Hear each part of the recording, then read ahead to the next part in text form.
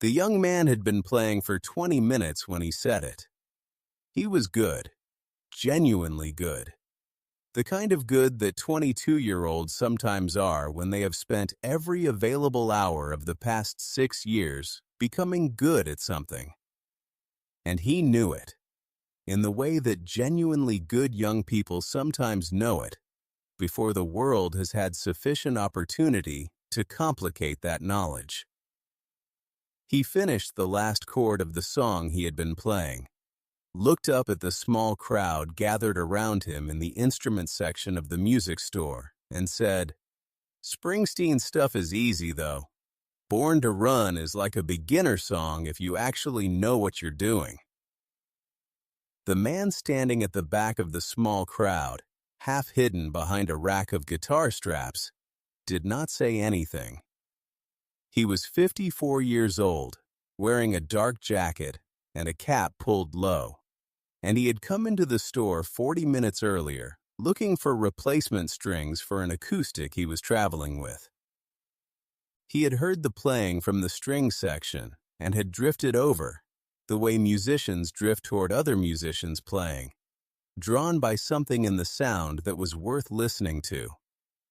He had been standing there for 15 minutes, listening, when the young man made his assessment. The young man's name was Derek Paulson. He was from Cleveland, Ohio, and he had been playing guitar since he was 16 and gigging around the local circuit since he was 19. He was, by the standards of the Cleveland music scene, a rising quantity. He had a following. He had recorded an EP that people talked about. He had opinions about music that he shared freely, because he had earned them through practice, and because nobody in his immediate orbit had yet provided him with compelling reason to share them more selectively. He was not a bad person.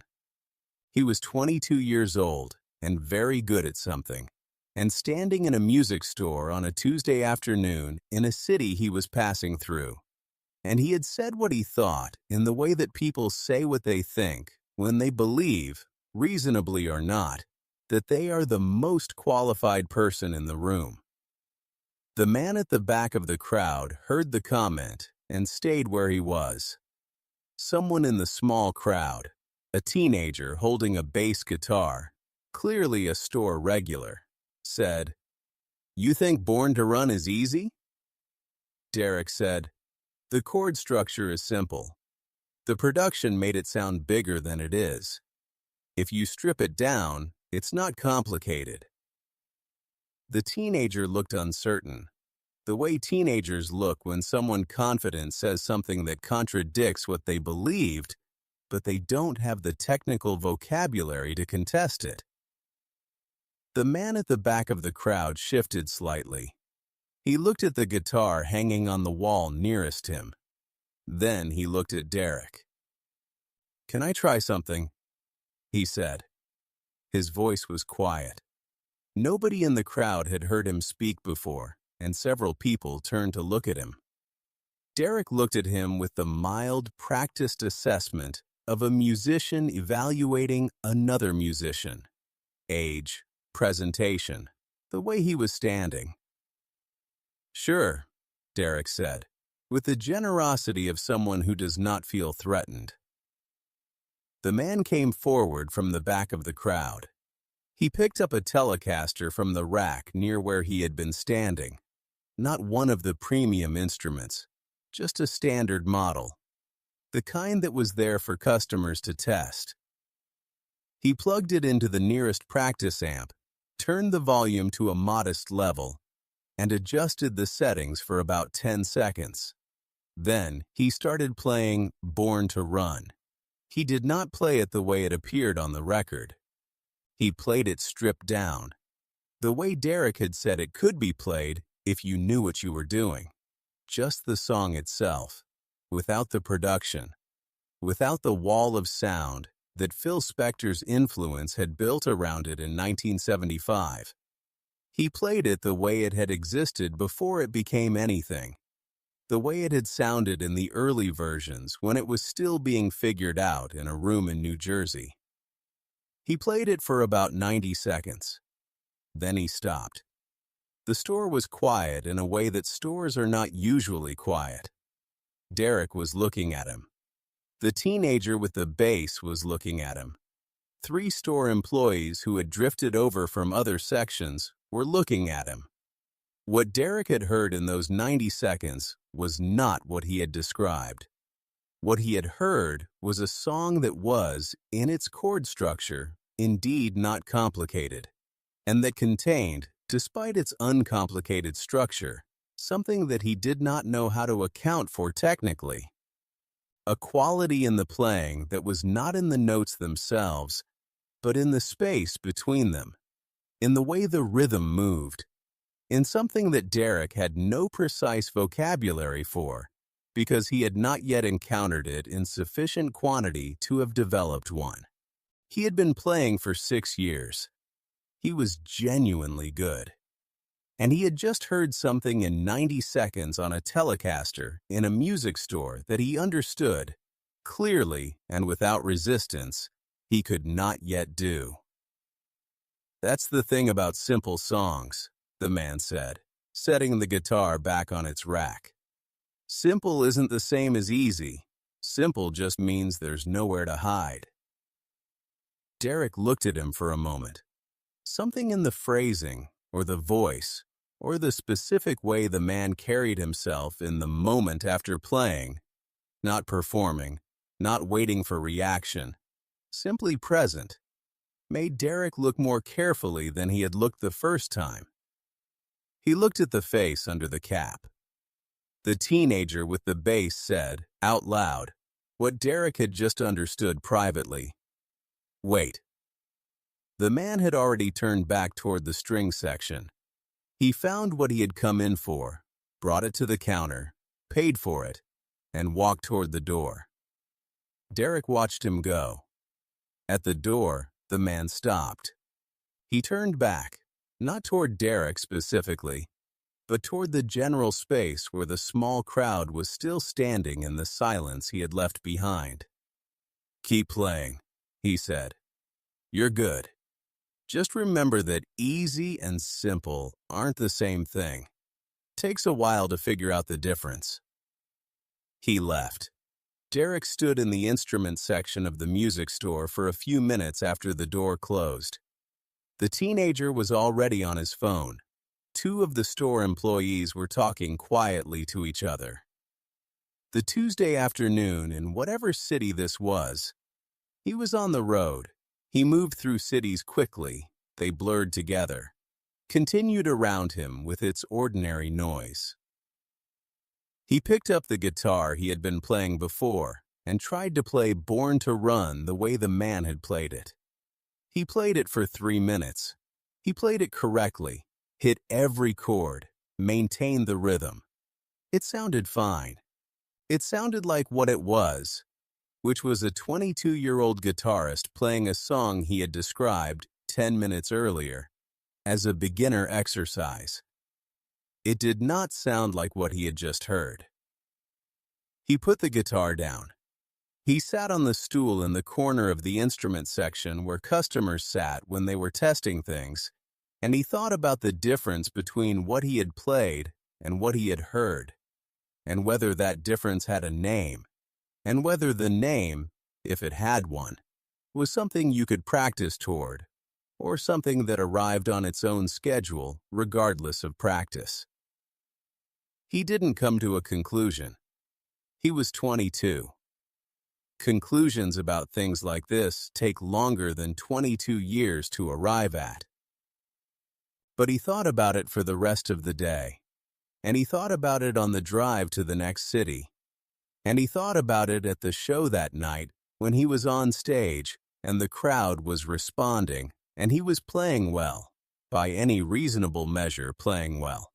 And something in the back of his mind was quietly asking whether well was the same thing as what he had heard in those 90 seconds. He told the story to his bandmate, a drummer named Kevin, somewhere around midnight on the highway between cities.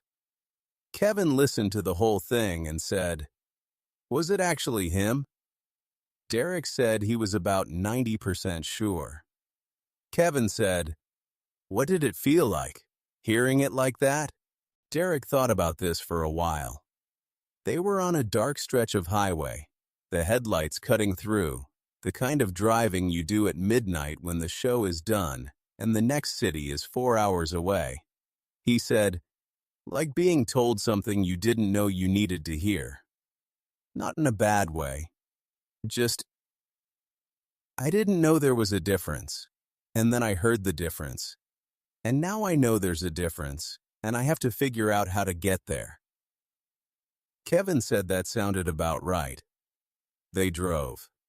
The highway was dark, and the next city was 4 hours away, and Derek Paulson was 22 years old, and somewhere behind them, in a music store in a city that was already blurring into the general accumulation of cities, a Telecaster was back on its rack where someone else would pick it up tomorrow and play it and hear something or not hear something, depending on what they had learned so far and what they still had ahead of them.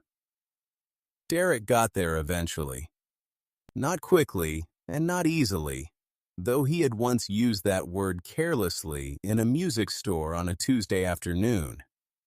He got there the way musicians get there when they are honest with themselves about the distance between where they are and where they want to be, by playing and listening and remembering the specific quality of a 90-second lesson that had cost nothing except the certainty he had walked in with. He has been playing for 16 years now.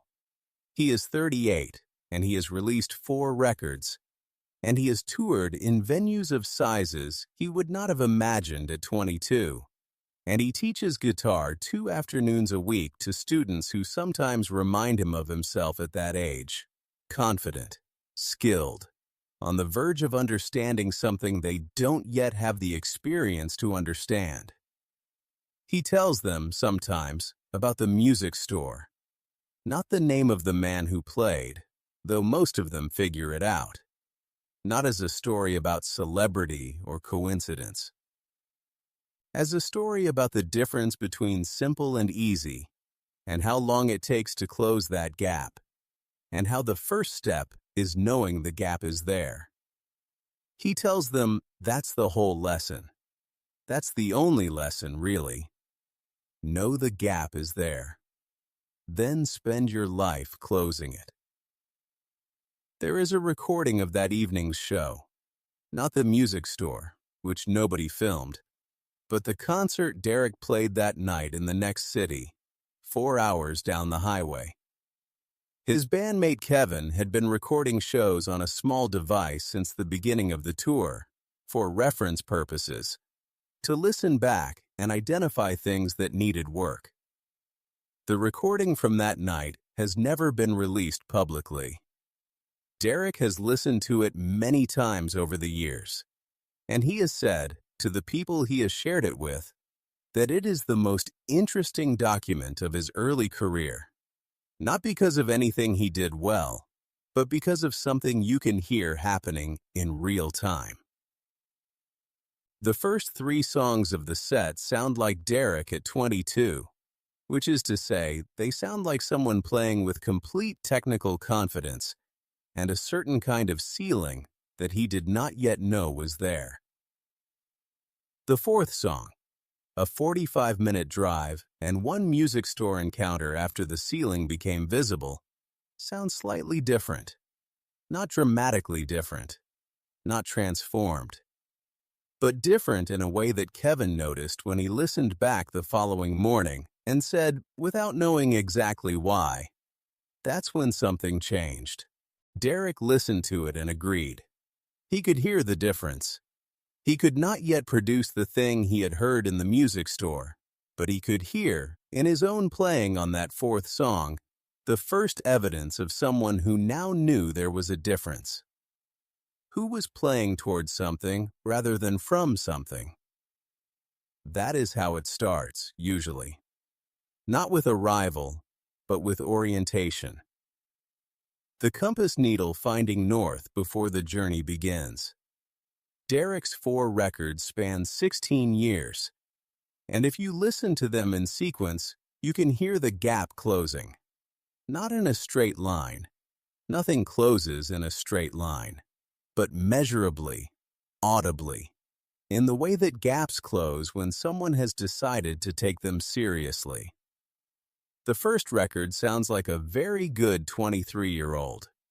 The fourth record sounds like someone who has spent a decade and a half understanding the difference between simple and easy and building, carefully, toward the place where that difference stops mattering because you have absorbed it completely. He is not there yet. He will tell you this himself. He is 38, and he is better than he was at 22 by a distance that would have seemed impossible to the young man in the music store, and he is still not where he heard it was possible to be in those 90 seconds on a Tuesday afternoon. But he is closer, and he knows the direction. The students he teaches on Tuesday and Thursday afternoons at the studio in Cleveland are at various stages of the same journey. Some of them are very good for their age. Some of them are at the stage Derek was at 22, which is the stage of knowing you are good and not yet knowing what good is relative to. He watches for this stage carefully because he knows what it requires and what it costs. What it requires is a moment like the one he had in the music store, a moment of genuine encounter with something that exceeds your current capacity in a way you cannot dismiss or rationalize away. A moment that installs in you, permanently, the knowledge that the gap exists. What it costs is the certainty you walked in with, which is, he has come to understand, not actually a cost. The certainty you walk in with at 22 is not an asset. It is a ceiling masquerading as a foundation. The moment it is removed, the real foundation becomes available. He tells his students this. Most of them understand it in theory.